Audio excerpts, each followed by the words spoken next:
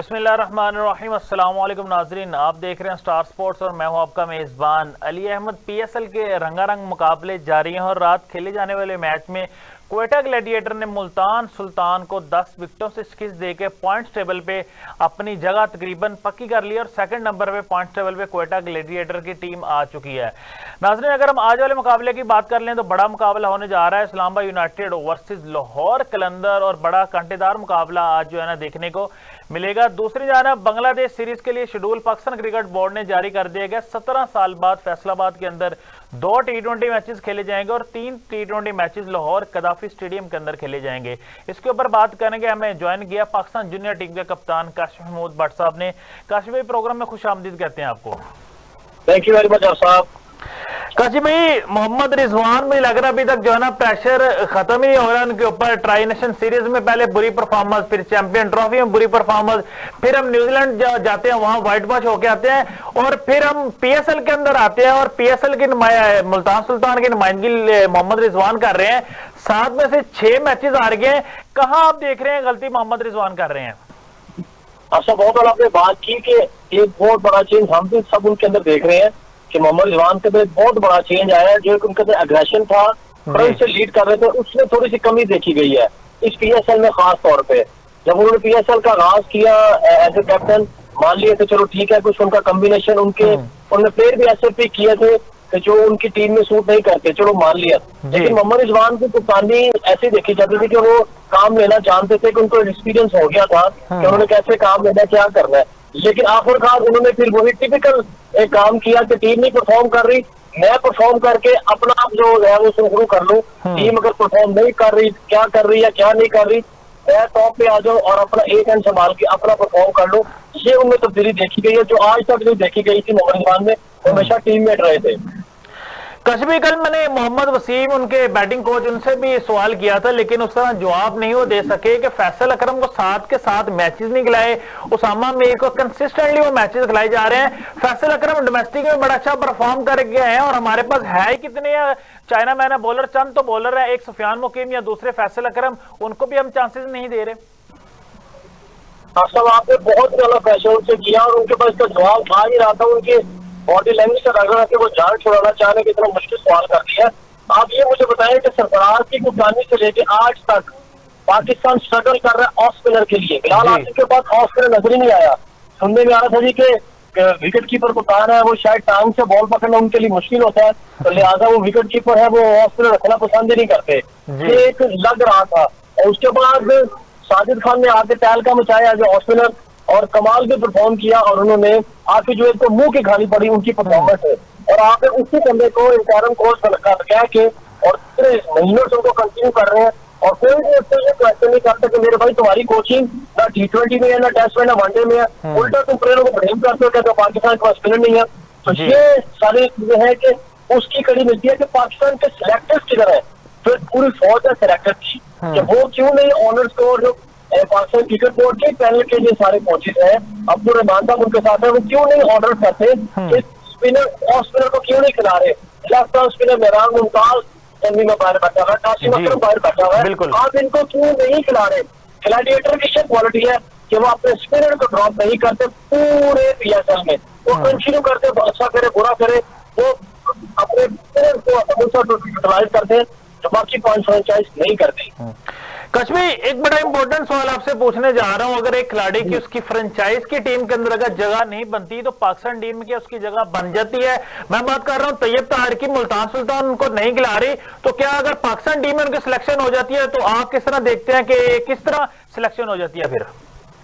सब आपके बाद ये हमारा डोमेस्टिक है, ये पाकिस्तान सुपर लीग प्योर हमारा डोमेस्टिक है, टॉप का डोमेस्टिक, ये हमारा ये T20 का फॉर्मेट है जिसमें फॉरनर प्लेयर्स खेलते हैं, इंटरनेशनल प्लेयर्स खेलते हैं। लेकिन बात आ जाती है कि ये कौन पूछेगा उनके हेड कोच और सिलेक्टर से कि कब तक ये पर्सनल लाइकिंग और डिसलाइकिंग हो जाएगी। मुल्तान सुल्तान में मुझे एक और चीज समझ नहीं आई, 6वें-7वें नंबर पे कामरा गुलाम बैटिंग करने आ रहे हैं और अगले 3 मैचों में इफ्तार नीचे जा रहे हैं और कामरा गुलाम 5वें पे आ रहे हैं। ये क्या कॉम्बिनेशन है, ये क्या बैटिंग ऑर्डर है कि रिजवान में ये चेंज मैंने देखा है। तो जो मैंने आज तक उनके कैरियर में नहीं देखा, वो फ्रंट से लीड करते थे, डिसीजन लेते थे कि नहीं यार चलो ऐसे नहीं ऐसे, तो टीम के हाथ में जो बेहतर है वो कर ले। लेकिन आखिरी 3 मैच में टोटली नजर आया, उन्होंने देखा कि उनके हाथ में क्या बेहतर है वो उसके लिए गया, रादर वो टीम के हाथ में जाते हैं। कश्मीर आपने बैटिंग ऑर्डर की बात की, अगर हम बात कर लें इस्लामाबाद यूनाइटेड के कप्तान शादाब खान, जब उनका दिल करता है वो बॉलिंग के लिए आ जाते हैं, 4 ओवर भी कंप्लीट करते हैं। जब उनका दिल करता है वो बैटिंग के लिए 1 डाउन या 2 डाउन आ जाते हैं। मोहम्मद नवाज प्रॉपर ऑलराउंडर है, उनसे कभी 1 ओवर कभी 2 over. Proper batsman Haider Ali कभी 5वें पे कभी 6ठे पे और कभी किसी मैच के अंदर उनकी बैटिंग भी नहीं आती। तो किस तरह देख रहे हैं शादाब खान के लिए रास्ते बनाए जा रहे हैं पाकिस्तान टीम के लिए? बस आपने मुझे जवाब दे दिया, जब जिसको खिलाना है उसको उस सूटेबल कंडीशन में बॉलिंग करवानी है और पटाखे टाइम पे बैटिंग करवा देनी है। जैसे उन्होंने मुंह उठा के आधे खान को ओपन करवा दी, पूछने वाला ही कोई नहीं है। अगर तुम जीत रहे हैं इसका ये मतलब नहीं है कि आप जो मर्जी करें। सरफराज वो भी ऐसे करते थे, शादाब खान भी ऐसे कर रहे हैं, साउथ शकील भी ऐसे कर रहे हैं। अगर साउथ शकील और ग्लैडिएटर में ऐसे प्लेयर खेले तो कुछ नहीं ना बने। वो कप्तान है तो ओपन आ रहे तो नीचे उसे खेलने नहीं जाना, वो T20 का प्लेयर ही नहीं है। वो तो मेरी हैरान के साथ तो साउथ शकील एक T20 का प्लेयर नहीं है और उसको डायरेक्ट को पाने का वाली गई। ये सबके लिए बड़ी सरप्राइज था कि यार ये हो क्या रहा है, चल क्या रहा है। जिस तरह कोयटा ने पहले स्ट्रगल किया, वो तो ड्रेसर में फेवरेट रिचर्ड मौजूद है, उसके होते हुए प्लान तैयार किया, सारी चीजें दी है और हम शहजाद को प्रॉपर प्लान देके अंदर उतारा, जिसके बाद की परफॉर्मेंस सामने आई है। अदरवाइज बिल्कुल भी कोई और चीज नजर नहीं आ रही। फेवरिज्म अपने पीक पे है, नेपोटिज्म अपने पीक पे है और कोई भी टीम में सिवाय कलंदर्स के मैं कहूंगा कि नजर नहीं आ रहा कि वो प्रॉपर जीत के लिए जा रहे हैं, तो फाइट नजर आ रही हो। बाकी सब सबके सामने और हैरान की बात है कि PSL 10 में जो नजर आना चाहिए था इसके बाद 2 मजीद फ्रेंचाइज आएगी, पाकिस्तान का मजीद नाम हो, लेकिन इस पर थोड़ा सा यार मुझे नीचे दिखाई दिया टीम परफॉर्मेंस का। कश्मीर अगर हम बात कर लें 10 से 15 साल पहले तो हमारे मीडिया के अंदर ये बातें होती थी पाकिस्तान के पास अच्छे ओपनर नहीं है। मुझे लग रहा है अब अच्छे ओपनर आ गए, हर कोई ओपन कर सकता है, लेकिन मिडिल ऑर्डर में जाने के लिए कोई तैयार नहीं है। हमने देखा कि PSL के अंदर भी हर खिलाड़ी जो मिडिल ऑर्डर में खेलते थे वो ओपन कर रहे हैं, लेकिन मिडिल ऑर्डर में हमें कोई बैट्समैन नजर नहीं आया। सिर्फ 1 या 2 इनिंग नजर आई है, एक इफ्तिखार अहमद के 40 रन और एक अब्दुल समद की इनिंग। इसके अलावा मुझे कोई नजर नहीं आ रहा पाकिस्तान टीम के लिए जो मिडिल ऑर्डर में अच्छा और कहीं बैट्समैन सेट हो जाए। अच्छा, बहुत अलग बात की 3 साल से हम दौर मचा रहे हैं कि हमें फिनिशर चाहिए, फिनिशर चाहिए, फिनिशर चाहिए। ओपन में जो मर्जी कर ले जाके पावर प्ले में 2 दिन 8 होंगे, तालियां बजी 30-35 किया और वापस ड्रेसिंग रूम में। मैच किसने जिताने, मैच फिनिशर कौन है? ये किसका काम है? ये पाकिस्तान क्रिकेट बोर्ड का नेशनल हाई परफॉर्मेंस का काम है, जहाँ पे मौतें लगी नहीं है और खुला खाओ वाला हिसाब है, कोई पूछने वाला नहीं है। तो ये वहां का काम है आजाद का। उन्होंने अब्दुल रजाक साहब ने कैंप तो लगाया और जो एक पावर हिटिंग का, लेकिन वो उसका टाइम क्या था? डिपार्टमेंटल फर्स्ट क्लास सीजन से क्लैश आ गया, वो किसी ने नहीं देखा। एक तरफ हम कहते हैं 4 डे डोमेस्टिक कराओ, डोमेस्टिक में परफॉर्म कराओ, तो डोमेस्टिक की बारी आती है और डिपार्टमेंट हाईली पेड करते हैं, तो आप ही लोगों को जहाँ पे बिजी कर देते हैं, बेतुक के टाइम पे लगा लेते हैं। तो आपको कैसे मिडिल ऑर्डर मिलेगा जब आपके पास सैयद ताहिर आपका मिडिल ऑर्डर आपके पास है और मुल्तान सुल्तान ने सारा सीजन उसको बारे बैठाया कि मोहम्मद को पसंद नहीं है। ऐसे तो नहीं है पाकिस्तान के लिए प्लेयर तैयार होते।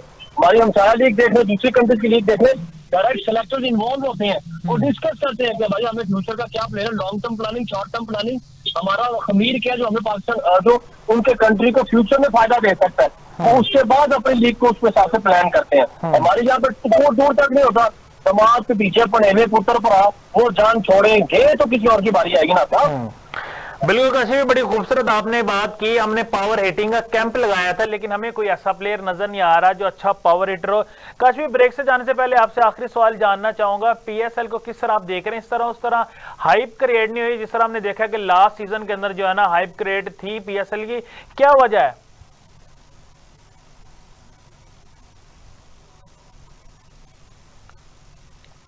कश्मीर, आप मुझे सुन पा रहे हैं? बनाएगा इसको एक पूरी कंपनी नहीं बनाएगा, 8 से 10 बंदों का एक स्टाफ नहीं बनाएगा जो इसको एज ए कंपनी लेके चले। 6 महीने पहले इसके बारे में डिस्कस शुरू हो जाए, मार्केटिंग हो जाए, हाई पीरियड करे, फिर जाके PSL जैसे PSL पहले 6 साल रीजन में की वो देखने को मिलेगी। अदरवाइज इसका ग्राफ आपको नीचे जाता जाएगा क्योंकि मजीद 2 टीम ज्यादा नहीं है। तो मेरे ख्याल से इसको PCB अपने अम्ब्रेला के अंदर रखे, लेकिन जहाँ पे इसको प्रॉपर एक डायरेक्टर, एक इसका चेयरमैन, एक इसके टीम एडवाइजर और मार्केटिंग के बंदे, सेल्स के बंदे, ताकि पूरे का पूरा एक कंपनी के तौर पर काम करे और पूरी दुनिया को पता लगे कि पाकिस्तान सुपर लीग हमारी इंटरनेशनल डोमेस्टिक की लीग है और वो नंबर 3 पे थी पिछले 5-6 साल से, लेकिन पिछले कुछ सालों से वो नीचे इसके ध्यान सिर्फ 1 हफ्ता पहले दिया जाता है और जिसकी मेन वजह कराची में ग्राउंड का ना आना और दूसरा कि इसका टिकट्स का जो डिस्ट्रीब्यूशन है उस पर भी मारता है।